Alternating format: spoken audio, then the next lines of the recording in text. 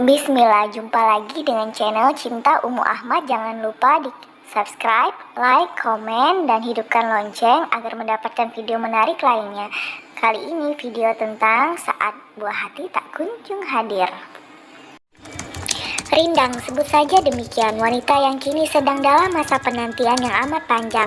Manusia masa-masa awal pernikahan telah ia rasakan, tinggal satu pelengkap kebahagiaan yang belum didapatkannya, yaitu kehadiran sang buah hati. Bulan demi bulan, tahun demi tahun, ia dan suaminya jalani, hingga usia pernikahannya memasuki tahun ke-10. Allah belum juga menganugerahkannya buah hati pada mereka berdua. Berbagai upaya telah mereka tempuh, namun apa daya, sang penguasa takdir belum berkenan mengabulkan keinginan mereka. Satu bentuk cobaan. Mungkin masih banyak pasangan suami istri lain yang bernasib serupa seperti Rindang dan suaminya. Bertahun-tahun berkeluarga namun belum juga dikaruniai momongan. Sangatlah wajar jika manusia senantiasa menyenangi hal-hal yang indah di dunia ini, karena sudah menjadi tabiat yang ditanamkan Allah kepada manusia bahwa manusia akan cenderung mencintai harta, anak-anak, dan istri. Allah telah berfirman yang artinya dijadikan indah pada pandangan manusia kecintaan kepada apa-apa yang diingini, yaitu wanita-wanita, anak-anak, harta yang banyak dari jenis emas, perak, kuda, pilihan, binatang-binatang ternak, dan sawah ladang. Inilah kesenangan hidup di dunia dan di sisi Allah tempat kembali yang baik. Ali Imran ayat 14. Saudariku muslimah, setiap insan di dunia ini tak akan terlepas dari ujian. Dalam surat Al-Baqarah, Allah Subhanahu wa Ta'ala berfirman yang artinya, dan sungguh akan kami berikan cobaan kepadamu dengan sedikit ketakutan, kelaparan, kekurangan harta, jiwa, dan buah-buahan, dan berikanlah kabar gembira kepada orang-orang yang sabar. Al-Baqarah 155. Belum mendapatkan momongan meskipun telah lama mengarungi bahtera rumah tangga adalah salah satu bentuk dari berbagai macam bentuk ujian yang Allah berikan kepada manusia. Kebanyakan orang mengira bahwa cobaan hanya datang dalam bentuk kesulitan saja. Mereka tidak menyadari bahwa melimpahnya nikmat juga merupakan ujian yang diberikan Allah. Sehingga banyak memang yang dapat melalui cobaan dan bersabar ketika mendapatkan kesulitan. Namun sangat sedikit yang mampu melampaui ujian berupa kenikmatan dunia. Hal ini menjadikan manusia lalai saat kesenangan hidup menyapa mereka. Dalam surat Al-Anbiya ayat 35 Allah Ta'ala berfirman yang artinya, dan sungguh kami akan menguji kamu dengan keburukan dan kebaikan sebagai cobaan kepada kami. Kamu akan kembali.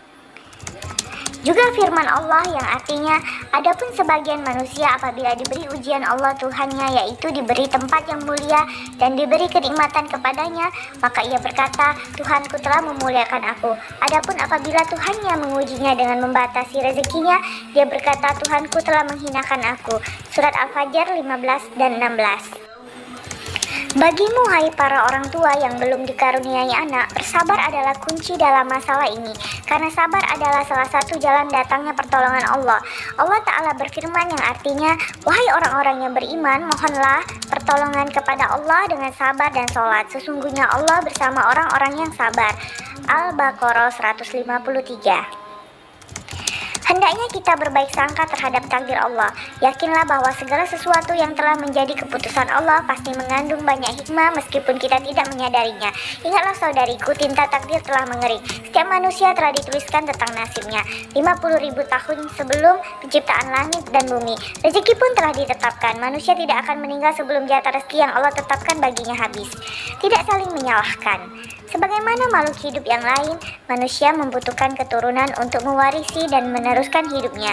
Itulah mengapa anak menjadi dambaan setiap keluarga. Anak bagaikan permata dalam kehidupan mereka, penyejuk mata ketika keletihan menyapa, menjadi tempat berteduh ketika masa senja mulai tiba. Sekian lama belum dikaruniai anak tentu akan membuat pasangan suami istri risau dan gelisah. Dalam kasus ini, istrilah yang biasanya merasakan beban paling berat. Apabila ada pandangan bahwa penyebab semua itu adalah dari pihak istri, ia yang mandul dan tidak bisa melahirkan keturunan, padahal bukanlah seperti itu. Bukan masalah istri, karena setiap takdir Allah lah yang telah menggariskannya. Lagi pula tidak selalu istri yang menjadi penyebabnya. Pihak suami sering pula menjadi sebab belum dikaruniainya anak. Oleh karena itu, tidak saling menyalahkan adalah jalan terbaik dalam menghadapi ujian ini. Hendaklah pasangan suami istri yang belum dikaruniai buah hati saling memberikan dukungan dan nasihat, saling menasihati untuk bersabar atas takdir yang telah diberikan Allah. Dengan sikap seperti itu, diharapkan suami dan istri dapat saling menguatkan di tengah badai ujian Allah. Jangan lupa berdoa dan berusaha. Saat seorang mukmin menghadapi kesulitan dalam hidupnya, semestinya ia tidak berpangku tangan begitu saja tanpa berusaha. Berikhtiarlah, ambillah sebab-sebab yang dapat menghilangkan kesulitan tersebut selama ikhtiar tersebut dibolehkan syariat. Seperti halnya mukjizat Nabi Musa, tidaklah Nabi Musa serta-merta dapat membelah lautan, melainkan ia harus mengayunkan tongkatnya terlebih dahulu. Atau seperti kisah Maryam ketika mengandung Nabi Isa untuk mendapatkan makanan kurma. Allah tidak begitu saja menurunkan makanan tersebut dari langit, melainkan Maryam terlebih dahulu harus menggoyang pohon kurma. Pasangan suami dan istri yang belum dikaruniai anak dapat berikhtiar dengan banyak cara, seperti berkonsultasi dengan para ahli, orang yang berpengalaman dalam masalah ini, meminum obat-obatan dan ramuan-ramuan, mengkonsumsi makanan-makanan yang dipercaya mampu meningkatkan kesuburan, memperkaya pengetahuan tentang bagaimana proses terjadinya pembuahan dan fungsi alat reproduksi pun termasuk hal yang tidak ada salahnya untuk dicoba. Tidak boleh dilupa adalah doa, tidak selayaknya ditinggalkan. Seorang muslim tidak sepantasnya menyandarkan pada sebab dan usaha, karena semua penentu adalah Allah, yang sang pencipta alam raya. Bukankah anak keturunan adalah bagian kecil dari alam raya? Giatlah berdoa agar Allah memberikan anugerahnya berupa anak yang mampu menyejukkan mata kita. Sebagaimana kisah Nabi Ibrahim alaihissalam yang usia lanjut belum juga mendapatkan keturunan. Ia berdoa. Ia berkata, "Ya Tuhanku, sesungguhnya tulangku telah lemah dan kepalaku telah ditumbuhi uban, dan permohonanku terhadapmu ya Robbi belum pernah tak terkabulkan. Dan sesungguhnya aku khawatir terhadap kerabat sepeninggalanku, sedang istriku adalah seorang yang mandul. Maka anugerahilah aku dari sisi engkau seorang putra yang akan mewarisi kenabianku dan mewarisi kenabian keluarga Yakub, dan jadikanlah ia ya Tuhanku seorang yang diridhoi." Maryam ayat 4-6. Satu lagi yang perlu diingat wahai saudariku, termasuk di antara bentuk usaha adalah dengan memperbanyak taubat dan beristighfar. Sebagaimana firman Allah Ta'ala yang artinya, beristighfarlah kepada Rabbmu, sesungguhnya Dia Maha Pengampun. Jika kalian beristighfar, niscaya Dia akan menurunkan hujan yang lebat atas kalian, juga memberi banyak harta dan anak keturunan. Nuh 10-12. Bersabar. Jika sudah gigih berdoa dan berikhtiar dengan berbagai cara namun belum juga mendapatkan keturunan, maka langkah selanjutnya adalah senantiasa bersabar atas takdir Allah. Yakinlah bahwa Allah telah memilihkan yang terbaik untuk kita. Jangan lupa berdoa seperti doa yang telah diturunkan oleh Rasulullah SAW kepada kita dalam sebuah hadis sahih. Diceritakan, diriwayatkan dari Ummu Salamah radhiyallahu anha, dia mengatakan, aku pernah mendengar Rasulullah SAW bersabda, tidak seorang hamba pun yang tertimpa musibah lalu ia mengatakan, sesungguhnya kami milik Allah dan sesungguhnya hanya kepadanya kami kembali. Wahai Allah, berikanlah kami pahala dari musibah ini dan berilah ganti yang lebih baik darinya. Kecuali Allah akan memberikan ganjaran pahala karena musibah yang menimpanya dan memberikan ganti yang lebih baik. Ummu Salamah berkata, ketika Abu Salamah wafat, aku membacanya sebagaimana yang diperintahkan oleh Rasulullah SAW, maka Allah memberikan ganti yang lebih baik dari Abu Salamah, yaitu Rasulullah SAW.